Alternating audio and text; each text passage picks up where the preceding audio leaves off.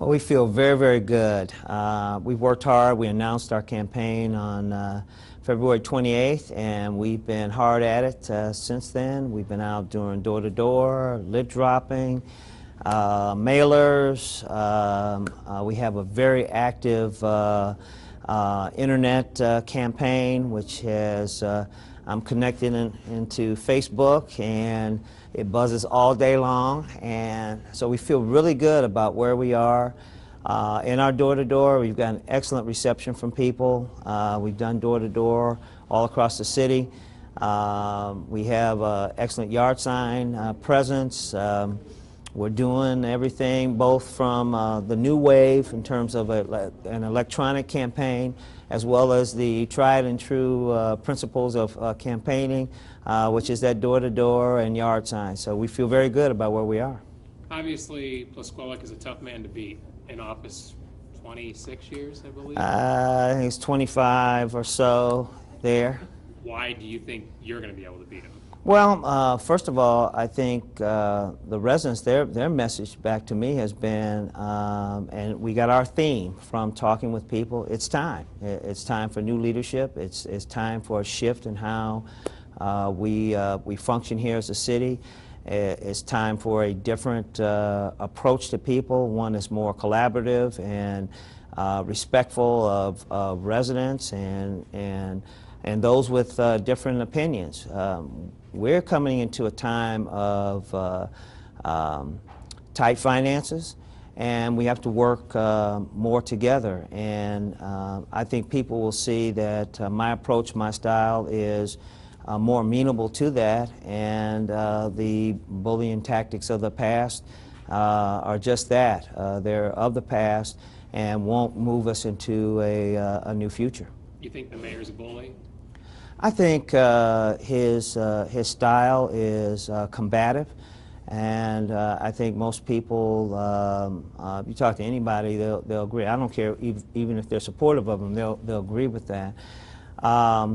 But I think the citizens of Akron want a new approach, and they know that in order to achieve the things that Akron needs to do in the future, that there has to be a new approach to that. Do you think that his style is working in your favor? Oh, I don't think there's any question about that. As we go door to door and I'm talking to people, the first thing they say, well, yeah, it's time. It's time. I usually hear somebody in the back go, yeah, it's beyond time. They're ready for the change. Our job was to present an alternative, a rational alternative. We put forth a 40-point plan to move Akron forward. We've done the things that we needed to do to really define our campaign and define who we are, what we're about, and people are very receptive to that. And a clear indicator, when my yard sign people are out, they have one yard sign location that they've been assigned to go, and they'll put the yard sign in. Neighbors will come out and say, hey, I want one too. And it just grows. So one yard sign location turns into 5 yard sign locations. So that's the kind of response that we've been getting, and we feel good about our chances on Tuesday. It seems, and there's been articles written about this, the two of you don't like each other very much. Is that a stretch? Well, I don't dislike Don. I dislike how he interacts with people. I dislike how he treats people. I dislike some of the things that have transpired, and I disagree with many of the things that he's put forward. And one of the problems with the current administration is if you have a different opinion, or if you even ask a question, then you become an enemy. You can't function in a world, particularly now, where it's important to have all those differing opinions come in. And when you get the right kind of tension and interaction with people, you come out with some great ideas. And it's really important that people feel, particularly at their local level, that local level of government, that their voices are being heard. And frankly, the other response from the communities has been that they feel the neighborhoods have been ignored at the expense of downtown. they see deterioration, they see an increase in crime, they see vacant homes and structures. So they are ready for a different approach to city government, and we're ready to give that to them. Do you doubt his passion for the city? Not at all, not at all. But I'm just as passionate about this community. It is my home. It's where my family is. It's where I've raised my children here. I went away to college at Morehouse College in Atlanta, and I made the decision to come back here to Akron to go to law school. This is my home, and I'm extremely passionate about it. I've seen what has transpired. There's been some good things that have happened in Akron, but we really need a refocus of our resources on the problems that are affecting us. And clearly, one of the biggest problems is crime. And you've seen, and you guys have been reporting on the things that have been happening down here, and we really need to get a focus on that. And frankly, the incumbent mayor has been at war with the very people that are assigned to deal with that, and that's our police department. That relationship has to change, and we have to start working together along with the community to deal with those concerns and issues. And that's something that I definitely can do, and that's something that the incumbent mayor has had 24 years. It's been his police department. And he complains about how they haven't accepted change and those things. Well, possibly it's because of how he's approached trying to implement those changes. So we want to have new dialogue, new relationships, strengthen those relationships, and move our police department and our communities forward. What promises can you make to the residents about what you're going to do or not do? First promise is I will listen to them. We are going to come out into the communities. We're taking City Hall. Each month we'll be in a different ward. Well, we'll bring City Hall out to the community where they can come out, interact, touch each of the departments, address their concerns to the very people that are responsible for dealing with them. We are going to do things differently and include people who have been excluded from the process. Some of those differing voices that are out there that have frankly been trampled on. We're going to invite them in, and we're going to have a different dynamic in our city. We're going to change the perception of City Hall as being a closed shop to one that is open and inviting to people to participate. This is their government. It's not the other way around. And we're going to change that perception, and we're going to make it a reality that people have the right to challenge, criticize, engage their government. And frankly, local government is the most important government to them. They can't get their hands on their state reps and Congress people and others. We're right here, and people feel very free to stop you while you're mowing your lawn to question you about things that range all the way up to federal issues, and we have to be responsive to them, and that's the important part of local government, and that's what's been lost in these last years. Did you make a promise to not lay off any police and fire and over the whole 4 years of your I term? made a promise to keep our police and fire at their current levels that they are right now.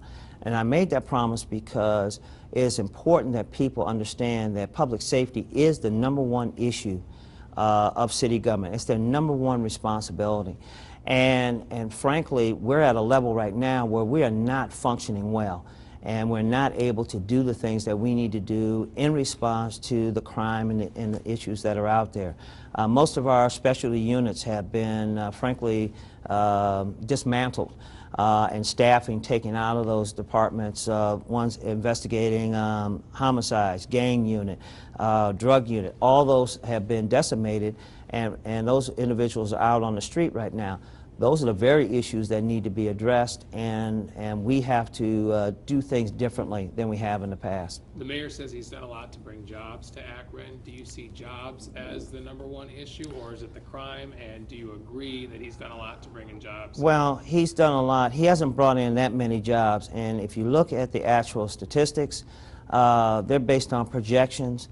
They're not based on the actual jobs that were brought here. And one of the key components here, many of the jobs that have come here have come with the people.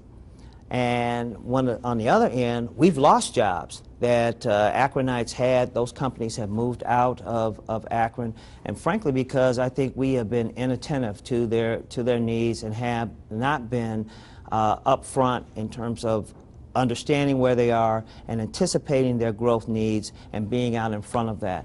That's what has to happen. We have to really have a shift in our priorities from, and not to say that the big businesses aren't important, because they are, and they're the major employers here, and we will continue to have some emphasis on them. However, we need to shift many of our resources to our small and medium-sized businesses where the bulk of the jobs are, helping them grow. Those are jobs that Akronites can actually obtain, not these empty promises like this company came here from China. It's one job, and that's all it is right now. You don't project out 60 jobs or whatever it is. It's one job right now, and that job is already filled. Do you think you have the experience to get those jobs here, though? Like he has... Absolutely. There's the building relationships, and we will travel. We will do some of the things that need to be done in order to bring new jobs here. But you're critical of him traveling. Well, let me say this: how he's traveled.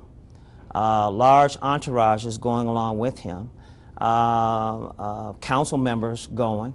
I think those have been unnecessary expenses. Plus, there's been no real disclosure of those trips. We will disclose to people every trip that we take, right when we're doing it. We're going here. This is who we're going to see. This is who's going. This is what money has been spent, and this is the result. So people can know and judge for themselves whether or not that trip was worth their tax dollars being expended on that. Additionally, the JED monies, which are income tax revenues from our joint economic development districts, which are our surrounding townships, the incumbent mayor treats those like that's a travel fund. Well, those are tax revenues that could be used for other things here in the city, particularly our police and fire departments, which are decimated at this point. Those are where people need to be in the process of deciding what are the priorities.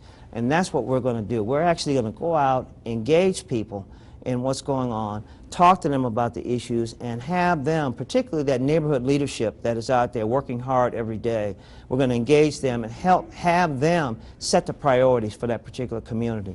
Then we will put an overall priority list for the city, but we'll be addressing those local communities, empowering people to empower themselves. Going to be a close race? We anticipate it to be so.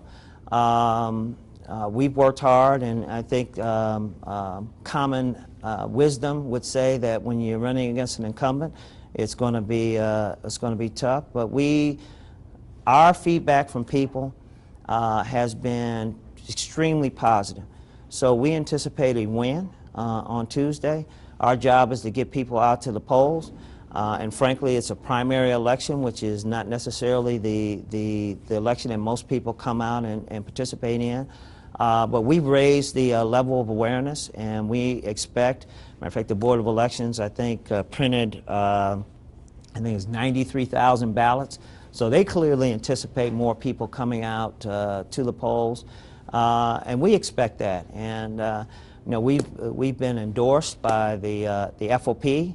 We've been endorsed by the firefighters. We've been endorsed by ASME. So labor is, and particularly the labor that represents the city employees, is on board. And we're going to be supportive of our police officers and firefighters who are out there every day keeping us safe.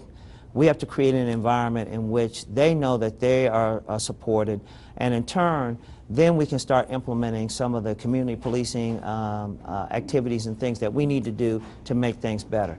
You can't threaten these individuals. You can't bully them into doing these things. You have to negotiate it, and you have to work through it and make it something that is important to them as well as important to the residents.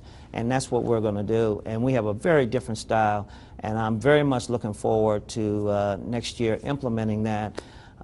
We do have will be a general election, and we'll be prepared for that. We're not going to take anything for granted, but this is the toughest part of the campaign, this upcoming primary election on September 13th, and we're prepared to win here. And that's, you see, my folks are working hard. We're doing phone calling, we're doing lid dropping, we're doing door-to-door, we're doing all the things that we need to do to get people out, and we think we've won their hearts. Matter of fact, I know we've won their hearts. It's a matter of getting them to the polls and expressing that change on the ballot.